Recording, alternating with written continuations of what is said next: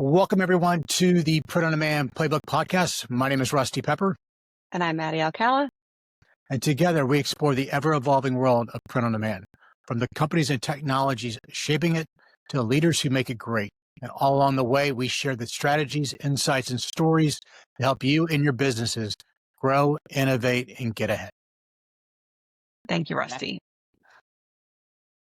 Very excited to be back today. And we are actually recording on a very auspicious day because today is International Podcast Day. I don't know if you knew that. I did not know that. Day is over. I learned something new because I. There we go. Well, congratulations. And it's also the day before Q4 peak season gets rolling. It is. Tomorrow is October 1st. Yes, completely crazy. Somehow we've gotten to September 30th, and this year, International Podcast Day, day before Q4. Fall in Boulder. It's actually really nice. The trees are changing a little bit. So how are you feeling, Rusty? Are you looking forward to the next quarter? What are you excited about? I'm absolutely ready for it. We've been talking about it for a while now, and I think from what I'm hearing and seeing out there, people are pretty optimistic. It's going to be another strong peak season. Was it going to be a double-digit growth? I doubt it, but I do think it's going to be strong. I think we're going to see most people are going to be up. Hopefully, there's no surprises. Everybody's forecasts, as we all know, the data, the forecasts are key to how we all plan and prepare. Let's hope those are accurate. How about you? Let's hope those are accurate. I am excited. I am ready for the change of seasons and the start of a new quarter. And actually, I was thinking as we were recording this too, just how the time has flown this year and how much I've really enjoyed doing these episodes with you. Somebody asked me about this the other day, and I will admit, when you first asked me to do this podcast, I thought it was one podcast. I didn't realize that we were going to be doing this as often as we did. But it's been awesome. Read the fine print. You got to read that fine print. I had to slide read the fine print. I was like, oh my God, I'm in this for a long run now. But in honor of International Podcast Day, I did want to ask you before we introduce our esteemed guest, what is your favorite podcast other than the POD Playbook? Gosh, we're going to ask our guest this too. I listen to a lot of podcasts, and I would say I really like the way I heard it from Mike Rowe. He's got great, interesting stories. He's got a great voice. Makes me laugh. And I mean, there's a lot of really good ones, but that's one I probably, every time I see it refresh as a new episode, I always listen to that or All In. I like the All In as well. Nice. Good answer. How about you? I go back and forth. I like Today Explained by Vox. That one's good. Got a lot of interesting content. It's kind of mix of news and pop culture. And I've referenced this one before, but Andreessen Horowitz does a pretty cool one on tech and trends and venture capital in Silicon Valley. They've got some really interesting guests. So that's probably the one I listen to the most frequently. Yeah. Those are great. I mean, I think business podcasts are great. I have to do them in doses, though. And there for a while, I just digested a whole bunch. I'm like, okay, my brain, by the time I was like, I kind of need to have a little bit of life outside of it as well when you're listening to it. I like storytelling and people that can really tell great stories because I cannot. It's not a superpower. If you like word salad, I'm really good at making that, but not necessarily at telling great stories. So I think that's why when I listen to a lot of these different podcasts, listen to this way that some of these people can really just spin a story. Man, it's awesome. Well, speaking of stories, I'm excited to introduce our guest joining us today. We're joined by Trevor George. And Trevor, we're going to start by asking you to introduce yourself and then telling us a bit of a story of who you are and how you started your company. Yeah, Rusty, Maddie, thanks for having me. I'm Trevor George. I currently am the CEO of Trevco. I did not name the company after myself. I have to preface with that every time. My dad started it 36 years ago and needed a name, and I was the lucky chosen one, only child. So he really didn't have any other choices if he wanted to go the kid route. But Trevco is a 36-year-old now print-on-demand e-commerce company. We are the turnkey e-commerce partner to licensed IP here in the US and in the UK and Europe. But before Trevco, I got my start at the University of Michigan. At the time that I went to college, there was no digital marketing classes. So I taught myself by reading a book in Barnes and Nobles. Actually, I was a gamer and I went to Barnes and Nobles. Yes, that was when I went there. And I went to the gaming section to get a strategy book. And right next to it were all these computer books. And one said SEO for the marketer, not the coder. I'm like, great, I'm not a coder. What's this about? What's SEO? And in the book, there was a line that said SEO was free money from Google. And I think at the time, my 20-year-old self was like, wait, I can sit in front of a computer. I don't have to talk to anybody and I can make free money from Google. That's incredible. And so I went down this rabbit hole. I ended up starting a digital marketing agency when I graduated called Blue Wheel.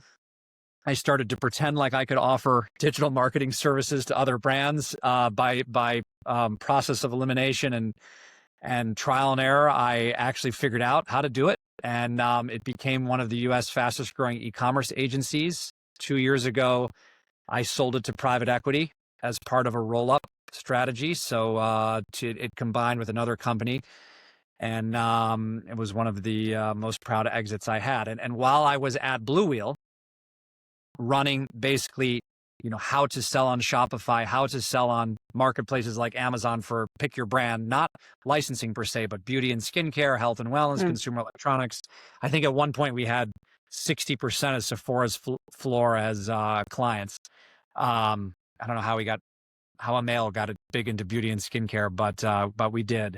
But while I was there, I basically figured out how to sell on Amazon. And similar story to the Barnes and Noble's book, I saw a YouTube video about a guy who took his father's vacuum store, a $4 million vacuum store, to a $20 million Amazon business. And I lobbed him a LinkedIn message and I said, hey, can you teach me Amazon? This was in 2016. And he said, yes, but pay me $5,000. And I said, no, I'm not paying. I don't know you. I'm not paying you $5,000. Is there a contract? You have what's the scope of work? He goes, nope, 4 phone calls, $5,000. I thought about it overnight, wrote him a check for $5,000, took 1 phone call, and what he taught me that day, I turned around, went to Trevco, took all the licensed t-shirts that I had that we were just printing on demand. I think the first year we did 4 million on Amazon, second year 20, third year 50, fourth year 100, and it's been a ride ever since. And today, my dad, my best man at my wedding, is retired, and I run Trevco as a global e-commerce partner to licensed IP. Well, Trevor, that's an incredible story, and so inspiring from an entrepreneurial perspective. It sounds like from what you were saying then, you were really one of the pioneers in taking licensed content, distributing it through Amazon. And was this always done through a POD model? Like, how did print on demand enter the mix? Was that from day one, or did you do that later on?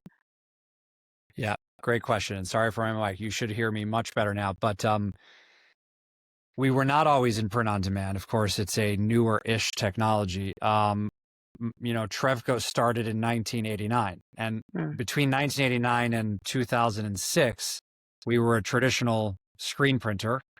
And then we went to farming the screen printing out and stocking goods and just picking and packing. And we were a sales and marketing company, basically, that acquired licenses.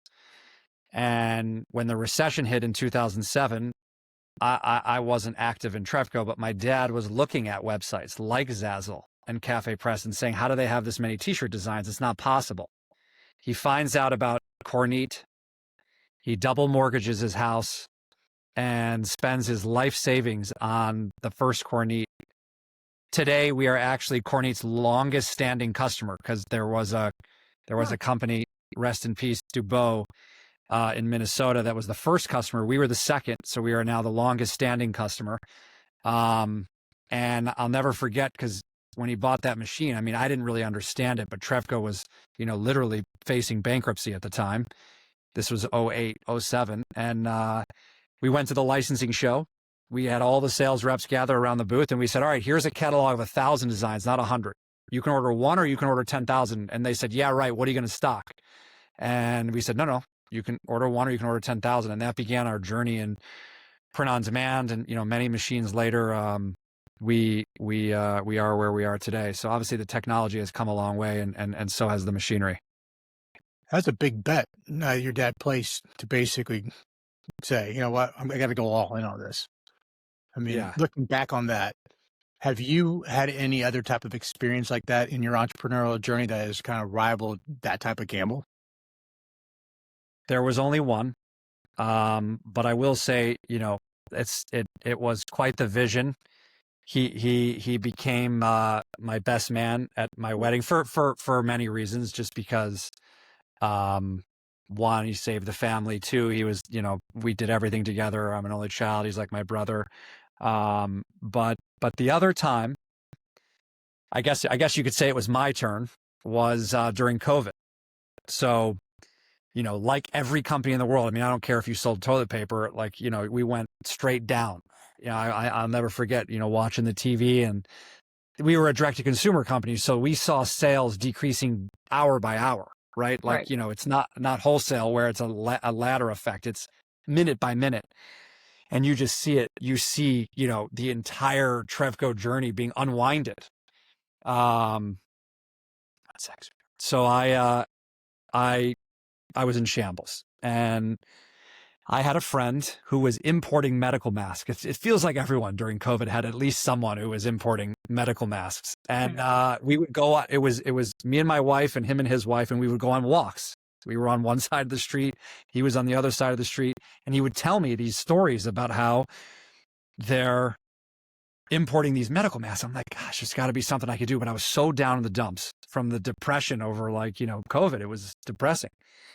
And I'm sitting watching TV, and I'm looking at a sea of people in New York or China, all wearing the same mask. And I was like, the United States is not going to wear the same blue mask. We're individuals of expression. I think we're going to do it differently. And my wife says, why don't you get, Disney and Warner Brothers on these masks? I'm like, that's crazy. They're never going to do that in the middle of COVID. I'm on a walk, and my wife comes up with a name, Mask Club, maskclub.com. I go on GoDaddy, but it was $5,000. And I'm thinking, like, how am I spending any money right now? I buy maskclub.com. I call my COO and my VP of creative. I said, okay, guys, here's what we're going to do. We're going to make a website. It's going to be called Mask Club. We're going to take pre-existing, already approved artwork. I'm going to call the VP or president of each studio. I'm going to tell them I've been your licensee for 20 years. Trust me. I'm going to get these face masks sublimated on demand, the fabric, and sewn right here in the United States. And for every printed face mask we sell, which is going to give jobs to U.S. seamstresses that lost jobs, we're going to donate a medical one to first responders. Day 3 of launching, by the way, 11 days later, we launched this website with 2,000 designs from the biggest IP in the world. And day 3, it gets picked up on Fox News. We do $1 million in an hour. And it was the craziest 6 months of my life. Like, I don't know how much in revenue we saved. We V'd right back. I hired everyone back. I paid anyone who was on furlough. We paid the Delta on, just because we were fortunate and could. I mean, it was the greatest time. My dad ended up calling me. I'll never forget it. And he says, son, I can retire now because I have a wartime son. And, like, as an only child, that was the only thing you ever want to hear from your dad. So that was a cool thing. And he retired during COVID, and we had a retirement party for him over Zoom. It was pretty sweet. Wow. I love that story. That's impressive. I mean, obviously, big gamble, big payoff, big swing. So that's usually what happens. Obviously could have gone various different directions, but it was successful. And I think that's a testament to the fact that there was an opportunity. Kudos to your wife, too, for coming up with a great idea. And for you to make the investment, $5,000 spent on a domain and got it launched. So what was the next product iteration? Where was the next part of that story? Masks. Yeah. Wow. I mean, boy, am I, as much as I am thrilled to have sold a lot, I am thrilled to not sell anymore, to be honest. And, eventually it went back to business as normal. I mean, for a period of time, anyone in e-commerce, I'm sure both of you know this, heavily benefited from COVID. I mean, I think it was around a 2-year period. Like, we all had a sales bump, and there was articles about, e-commerce was going to 5-year jump the past track record and this, and it didn't do any of that, unfortunately. So I think you started seeing layoffs from Meta. You saw the open letter from the Shopify CEO at the time. They had to reverse a lot of the hires they thought they were making because everybody thought e-commerce was advancing 5 years. Us too, by the way. I mean, I think we hired 100 people. And for us, that was a lot as a 400-ish company, right? And we had to unwind some of that to level back out. It was a plus to where we were pre-COVID, but it wasn't where everyone thought it was. So, we leveled out, and now we're in the Trump era. And then there was talks about de minimis and cheap Chinese e-commerce exports decreasing, but that never really happened either. I mean, it's Temu and Shein are still big players, and there's still a lot of bootleg on sites we sell on like Amazon. So I would say it's business as usual and back to normal now. So picking up on that, Trevor, as we've come through this COVID come down and now crazy uncertainty in the past 12 months with tariffs and all of that, talk to us a little bit about how selling on Amazon and these marketplaces has changed. Like, you've been there since 2016. You've probably seen a lot of different evolutions. Talk us through that a little bit. What was it like then? What have you seen go through in COVID era? And what would you say? How do you characterize it now, especially for licensed content and POD? Yeah. Well, it's the Andy Jassy era, as I like to classify it. I think similar to like oh my God, who was the original founder of Apple again? Steve Jobs. Steve Jobs. Similar to the Steve Jobs Tim Cook transition, we have the Jeff Bezos to Andy Jassy transition, and these CEOs, they're operators. The original founders are visionaries. Bezos and Steve Jobs. So what do they need to do? They need to please the street, raise top line, decrease costs, increase EBITDA, and Amazon has done that. I mean, I think they know the position in the marketplace, and fees have continuously increased. So, I mean, most people who sell on Amazon struggle. And unfortunately, and I think this is somewhat true in print on demand as well, scale matters. Like, I think it is very hard to start selling on Amazon, just like I think it is very hard starting in DTG. Like, if someone off the street were to get into print on demand today, I would encourage finding a more niche print process, like an up-and-coming direct-to-film or something like that. Getting into DTG today, it's highly competitive. Scale matters in terms of machines, redundancies, and so selling on Amazon is really the same. You have to have enough revenue to make technology and analytics and hiring a team, and you have to have enough scale to handle these fees. There's otherwise your fixed costs and SG&A are just too expensive as a small company. So outside of that, I think the game is changing a tiny bit today, a tiny bit. Amazon, it's been, call it 2012 to now, it's been search engines, Amazon. I think AI has changed a lot of that. I think the way we search is different. The way we shop now is different. With TikTok, there's a lot of options, Temu and Shein. So there's just a lot of change happening in e-commerce. I don't think, based on my experience having a digital marketing agency, there's a clear winner yet. But there's definitely change coming, between the incumbents to Amazon. And how does that interplay in the licensing world? So your partners in licensing, you've been in this space for a long time. Do you find yourself in an education role? Like, do you think that, your licensing partners really understand that e-commerce landscape? Talk to us a little bit about that. Great question. And, as you both know, there's a ton of education that has to happen with partners or, counterparties at the other side of the table in print on demand. And it's been that way for a long time. I think in licensing, they understand print on demand now. They get it. I mean, mostly speaking. Whereas when we were first starting in 2007, crazy concept at first, right? I would say the issue largely with a change in the landscape is large studios or pro sports leagues, whoever you want to talk, it's hard for them to adapt to these new platforms. And a license does not matter if the landscape isn't clean. And what I mean by that is no one's going to take a license, pay a big guarantee, pay royalties, if the consumer can get the same license from a bootlegger at half the price. So if I look to Shein, Temu, TikTok, maybe now ChatGPT. These platforms only matter if the licensed IP goes and cleans it up. But that's not an easy thing. I mean, there's DMCA acts that protect listings on these platforms. The platform lifts their hand and says, it's not my problem. Whereas Amazon, on the other hand, I mean, listen, it's been years of licensors pounding them. You can't do this. You can't do that. Takedowns, cease and desist, lawsuits. Hasn't happened yet in Shein and Temu and on TikTok. And by the way, finding this stuff on TikTok is 10x harder because yes, they have the shop tab, but it's mostly in the news feed. So it's tough to find. We were very early on TikTok Shop.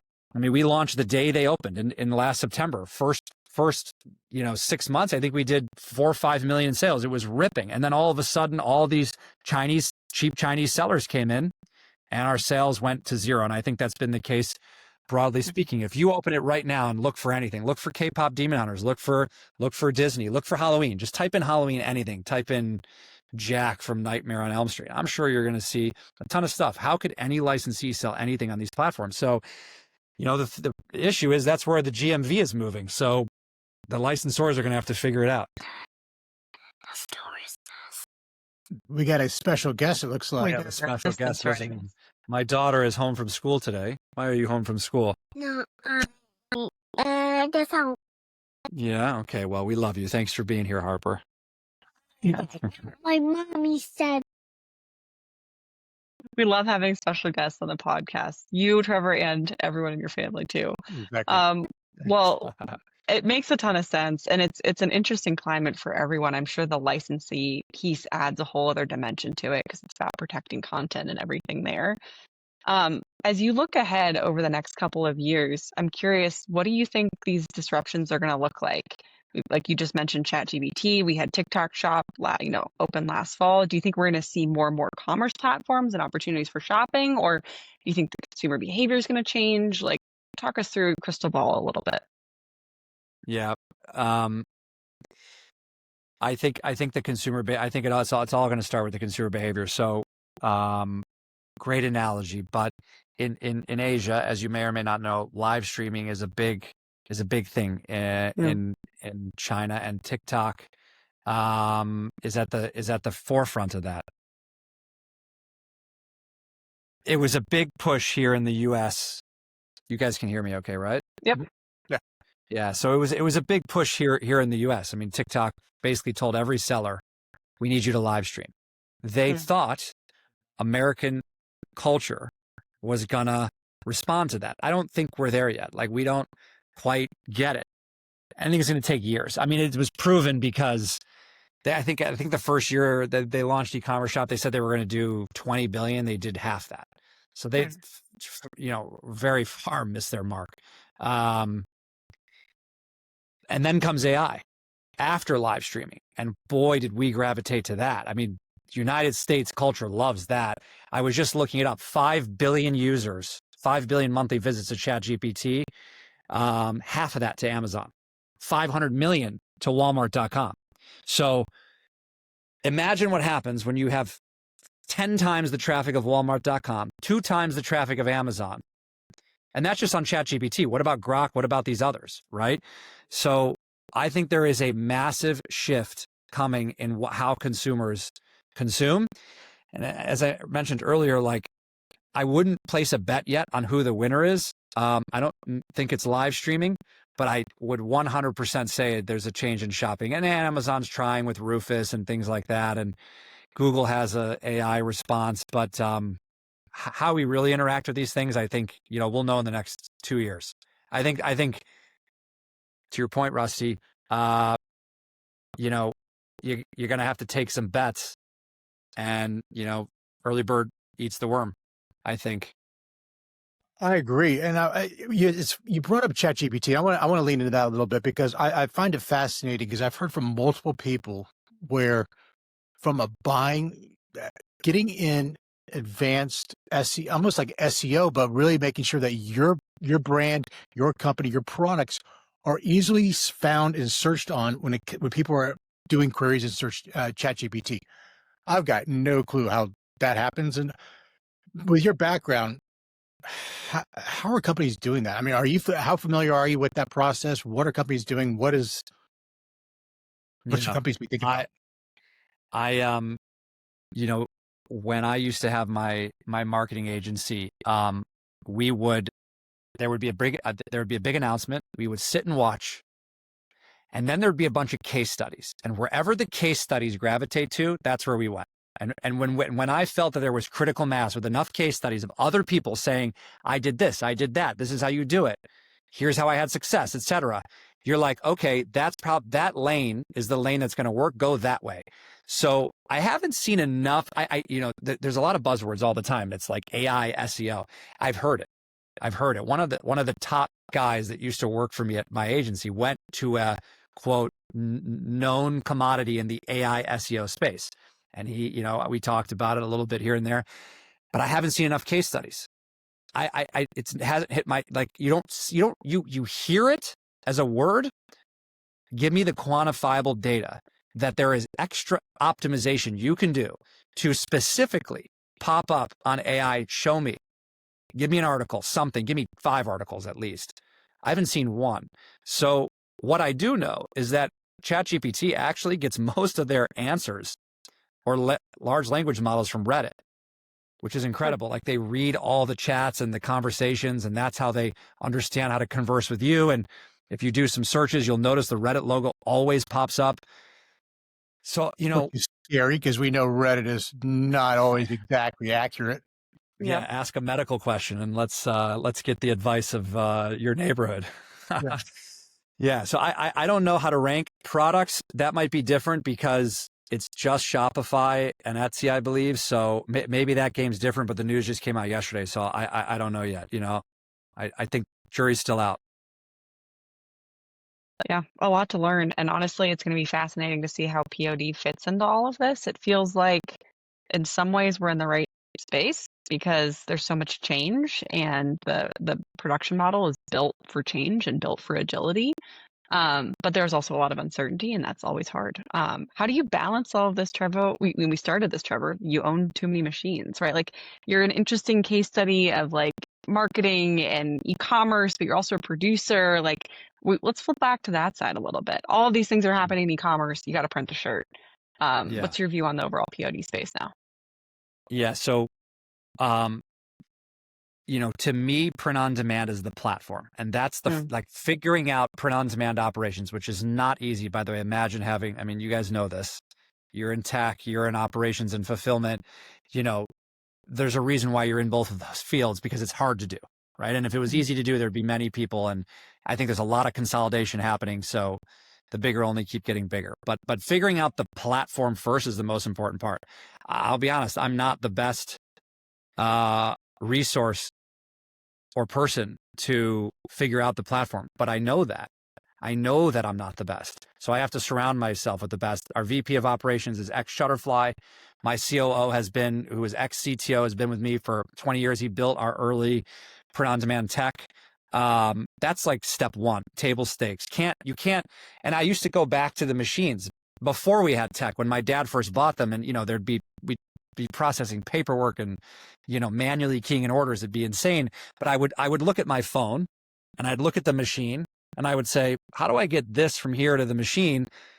But the machine's the platform. So it's like, oh, cool. I get to sit around all day long with these incredible brands that we have licenses to, and I get to figure out how to drive sales to the machines, to the platform.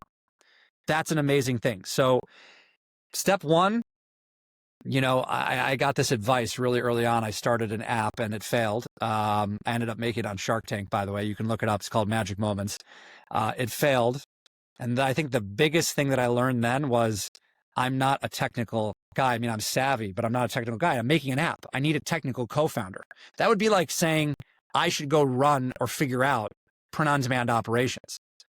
Bad idea. Like, I need the strongest possible people to surround myself on there. And then, I do what I do best, which is press buttons on a keyboard. But in reality, it's the, also complicated e-commerce strategies. That's where I figure out how to generate the sale. That's what I've done my whole life. I'm the e-commerce guy.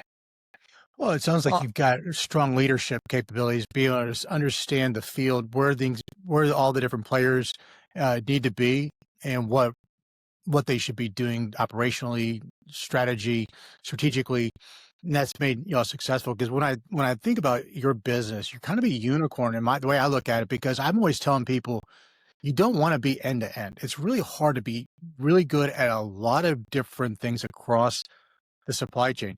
Either have the technology and then outsource, be a technologist and build out a fulfillment network and work through the demand, do fulfillment and then outsource the technology and work with marketplaces. You're doing each one of those independently.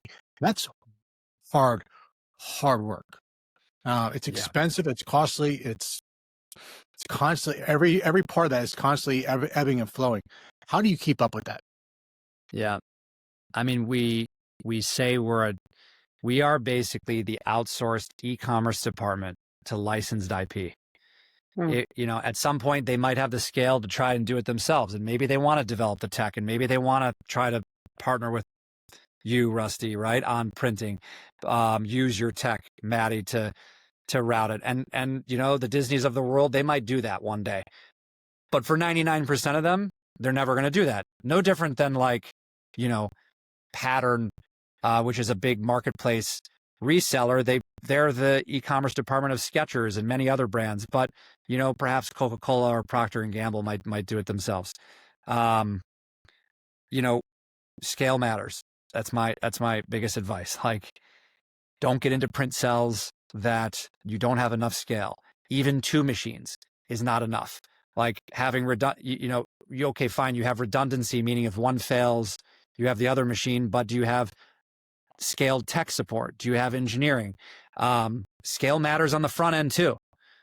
Like, don't go to a platform you don't have the expertise on. Don't scrape, Pinterest because you think you can generate some sales. You'll just dilute yourself. So we are a printful in the sense that we have 500 POD items. It's apparel and 400 other items. We have 16 different print cells, everything from on-demand embroidery to DTF to UV printing to something called doming to lamination, etc.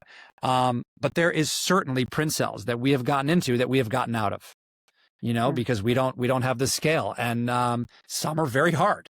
I give you one. I'll be the first to admit it.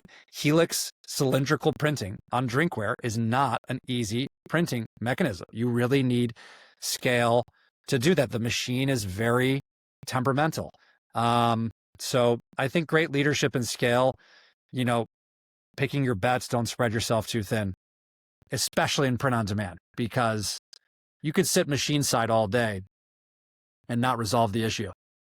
Truly. Yeah, and I think that's great advice, Trevor. We've heard that from other operators too. I think Rusty and I live it and see it all the time of trying to be everything to everyone is you're almost destined to fail unless you truly have the scale across all of those different pieces. So it's a very powerful lesson for our space. As we wrap up here, and then you've finished on some advice for operators, which I love. Curious for you, you've been in all these different business lines. If you weren't running Trevco today, what would you be focused on? Wow. That's a great question. I wonder what my 4-year-old daughter would say. What would I be focused on? Let's ask her. Yeah. Harper, what should I do in life? What do you think? What should I do? You're going to Disney World Friday. Should we just do that? Yeah, I think she just was ready for her Disney World trip in 2 days. Dad. So, Yeah. oh yeah. But what would I be doing? I'm an operator. So I'm a really bad investor. I cannot sit passively. I like to get, excuse me, let me finish. I like to get into the thick of things. So, I'm a bit agnostic. I think it would be hard to forego or erase all of the e-commerce knowledge. I mean, it's 20 years of e-commerce knowledge. I think most people in most careers to start something completely new probably has some risk, could be some upside, but I'm sure whatever I do, it will have something to do with either e-commerce, either print on demand, or licensing, or some combination of it. There's just too much know-how there. Yeah. Totally. Makes sense. Well, I think between the three of us, you're probably never going to see any of us printing a t-shirt directly. I put myself in that same bucket, Trevor. I need to be surrounded by good operators because I think Rusty would say the same. So we'll be around the space, but we're certainly not going to be the people designing those print cells and running the print floors. We'll leave that to the experts. Our production people won't even let me in a facility. So I'm not allowed to be in there and supervise. So they're like, no. Just an alarm that goes off when you walk in the building. They're absolutely, that's good. Yes. Well, Trevor, thank you so much for joining us. Thanks for being on. So let's talk Trevco. Impressive. I think he may have the best hair in POD. I think he does have the best hair in POD, though. We'll give him a run for our money there, Rusty. You and I can pull together a pretty nice duo at some of these trade shows. But I mean, aside from best hair, best story. Some of those business stories are pretty impressive, like where he's gone with face masks and Shark Tank and the business and advertising agency, like very impressive entrepreneurial journey. Yeah, I wanted to, I meant to ask, but we're kind of pushing time, but about the Shark Tank, because I had no idea that he had been on Shark Tank. So that was a part of the story I didn't know. We're gonna have to Google it. We'll include a link for all the viewers. Figure that out. But yeah, very, I love gambles. I like the fact that they pivoted. So many companies during COVID just turned turtle and hit. Mm-hmm. They didn't take advantage. Some did really well, and others just basically just hit and stuck their head in the sand. I like the fact that they said, you know what, we got all this capability. Let's put it to use. We have all the licenses. Let's make it happen. And damn, paid off. Yeah, it really did. $1 million in like an hour? Like an hour? Yeah. And I wanted to ask him too, we'll have to have a follow-up, like, how'd they keep up with the production? That must have been crazy. Because like you started our episode talking about forecasts and data and demand. It's such an important part of this industry because you have fixed, equipment throughput. So I'm sure their demand just exploded, and it was probably pretty crazy keeping up with all of that. Oh gosh, because it was all cut and sew because it was sublimated too. Yeah. And I'm sure he had sublimation, but to be able to scale it that manner, mm-hmm. in the operational, I mean, those are the stories I love because that's transformative, and it obviously probably clearly made his business better coming out of that because then they had, I guarantee his licensees loved him too. I guarantee it. Well, I mean, he's had long relationships with those licensees, and it sounds like he's done a lot to really pioneer print on demand for the space. And so you need those early movers and those people like Trevor who are willing to make the big bets, and helps all of us. Yeah, I'm going to keep an eye out on the ChatGPT type of, because I've heard now that from multiple people.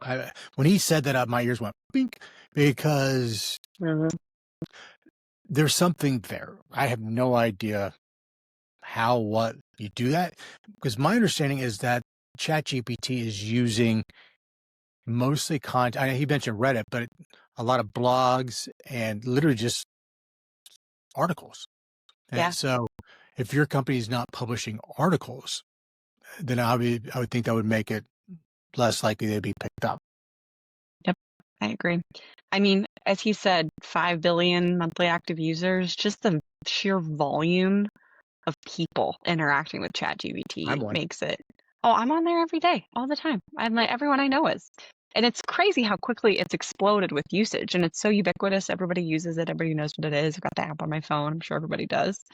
So yeah, how that's going to influence our space and shopping and consumer trends and getting your business ranked, we are all still learning. But I think Trevor sets a good example of early bird gets the worm. So we've all got to figure it out. And when you have teenagers and you share an account with your teenage kids, and some of the questions they're putting in there, you're not, I know I didn't ask that. I delete a lot of my chats. I definitely delete a lot of them. Mine are clean. I'm a very pure person. A pure-hearted person. Yes. I am too, but I ask a dumb question sometimes. Oh, dumb bus. We already know. I drive the dumb bus, so. I'd like a seat on the dumb bus. That's the fun bus, Rusty. Yeah, the fun bus is the dumb bus. All right. I think that was a great episode. It was. Another one in the books, as you like to say. And, we've got some other really good guests coming on as well. So we're going to just keep this rolling. And so thanks, everybody, for tuning in to another edition of the Print on Demand Playbook podcast. Thank you all. We'll see you next time. Until next time. Cheers.